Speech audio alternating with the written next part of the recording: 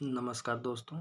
उत्तर प्रदेश लोक सेवा आयोग मुख्य परीक्षा जो 28 तारीख को संपन्न होने जा रही है, उसमें द्वितीय पाली में होने वाला प्रश्न पत्र 2 निबंध का है।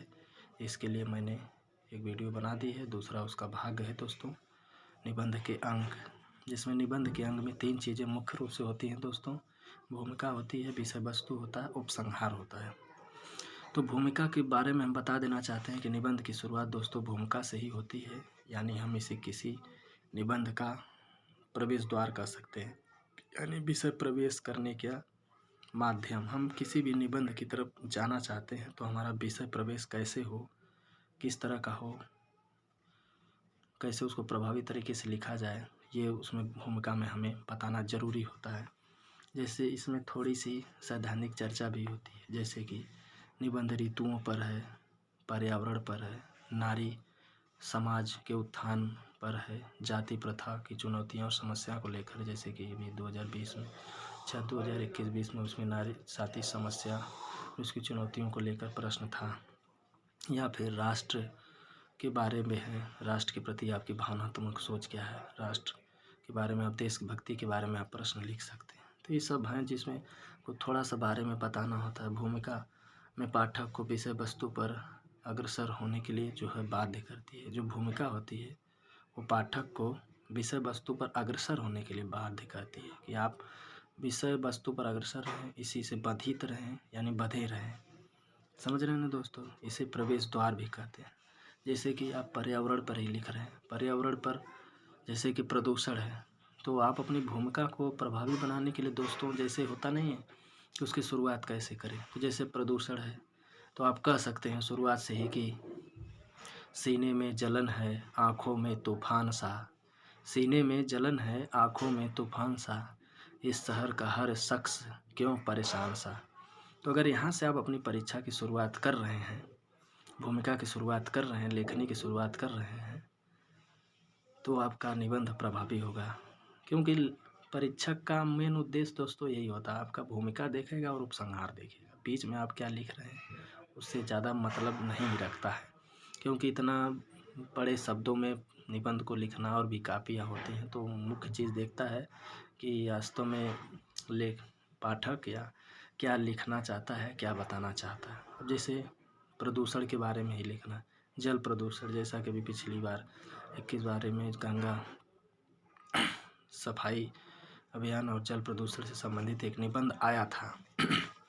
तो आप शुरुआत कर ही सकते हैं, जैसे कि कह सकते हैं कि पानी रे पानी तेरा रंग कैसा, जिसमें मिला दूं लगे उसके जैसा, यानी पानी रे पानी तेरा रंग कैसा, जिसमें मिला दूं लगे उसके जैसा। या फिर ये भी कह सकते हैं गंगा माँ के बारे में कि मानो तो मैं गंगा माँ हूँ, ना मानो तो बहता पानी। ये आपकी भावनात्मक, इसी कहते हैं यही भावनात्मक निबंध है कि अपना भावना जो आप गंगा को माँ मान रहे हैं, तो आपके प्रति उसकी भावना जो होगी स्वच्छ होगी, निष्ठावान होगी, पारदर्शी होगी, विश्वसनीय होगी। तो इस तरह का निबंध आप लिख शुरुआत कर सकते हैं। देश की सुरक्षा से संबंधित प्रश्न है तो आप लिख सकते हैं। ये भी कह सकते हैं कि दोस्तों, जैसे कि एक कहावत है, लांगी जे सिमवा काट लेब टंगरिया, निकाल लेब दोनों नयनवा, कहे देश के जवनवा। मतलब दोस्तों,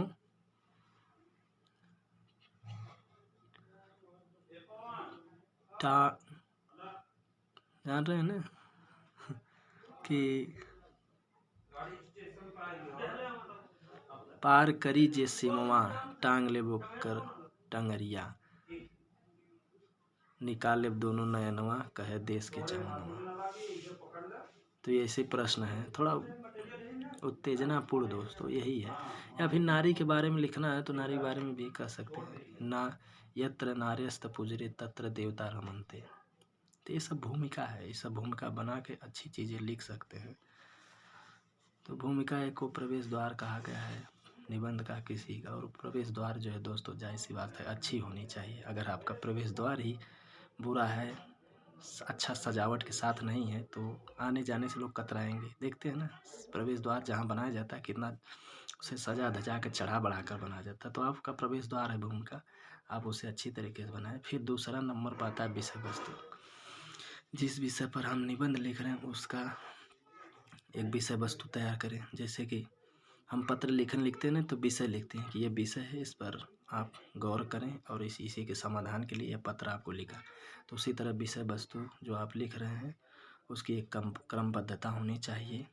आपको अलग अलग अनुच्छेदों में प्रस्तुत करना, खंडों में उपखंडों में बांटते चलना, जिससे विषय वस्तु की एकरूपता बनी रहे, साफ सुथरा दिखाई दे कि आपने विषय वस्तु जो तैयार की है उसका एक क्रम है, एक सही दिशा है, एक मानक है, एक सतत जो है उसमें कड़ियाँ जुड़ी हुई हैं जो एक दूसरे से संबंध रखती हैं, ना कि इधर उधर भटकने के बजाय जो विषय वस्तु है वो लेखनी अनुकूल है, विषय के अनुकूल है, तो ये विषय वस्तु है। समझ रहे हैं दोस्तों। जैसे पर्यावरण के बारे में लिखना है तो जल प्रदूषण कितने स्तर पर है, तो नदी में है, तालाब में है, धान की खेती हो रही, कहीं नहर के कारण पानी भरा, तो जल प्रदूषण बहुत स्तर पर होता है दोस्तों। समझ रहे हैं ना।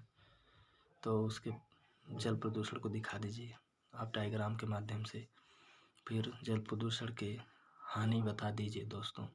जल प्रदूषण को निस्तारण से किस तरह का लाभ होगा, ये सारी चीज़ें।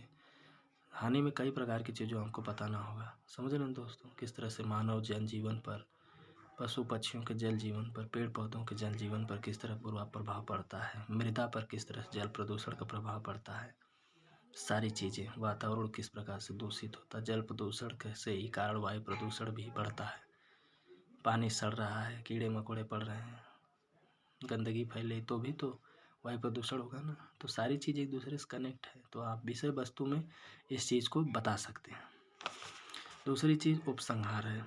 आपने जो उपसंहार का मतलब ये होता है जो आपने पूरे निबंध में विवेचना की उसे आप फिर से रिकॉल करिए, यानी फिर से बताइए कि ये चीज़ है, इसमें हमने ये चीज़ लिखा। भूत, वर्तमान और भविष्य को ध्यान में रखकर आप अपना विचार रखिए कि ये समस्या है, इसका निस्तारण इस तरह से होगा, फिर इसके फ़ायदे होंगे। यानी उपसंहार का मतलब होता है कि आपसे आपकी सोच मांगी जाती है, आपका विचार मांगा जाता है, आपका विश्वास, आपका धर्म क्या, आप बताइए उसे। एग्जामिनर वही देखना चाहता है कि जो पाठक है, जो लेखनी लिखा है, जो निबंध लिखा है, वो बताना क्या चाहता है, उसकी सोच क्या है, उसके विकास की जो उसने नीतियाँ दी है, जो समाधान की नीतियाँ दी, वो कितनी सुरक्षित और विश्वसनीय, पारदर्शी हैं। दोस्तों, आपकी सोच, आपका जो विश्वास है, आपका धर्म जो है, आपका जो ईमान है, कल के वही देश और समाज के लिए काम आने वाला।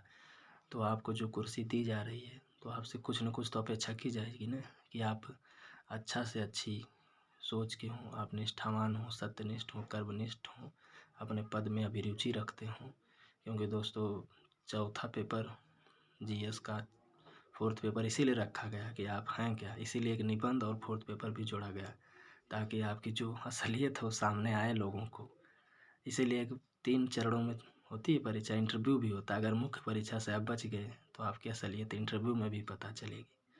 तो बहुत जांच परख के बनाया जाता है ब्यूरोक्रेट्स आपको, ताकि कल के कुर्सी पे बैठे तो कोई अनिष्ट या अशुभ कार्य या किसी के विश्वास, किसी के धर्म, किसी की मानहानि न हो, आपके हाथों कोई ऐसा निर्णय न हो जाए जिससे देश और समाज की भारी क्षति हो। तो मैं ये दोस्तों बता देना चाहता हूँ कि निबंध आपका बहुत संतुलित और लेखनी अनुकूल होना चाहिए।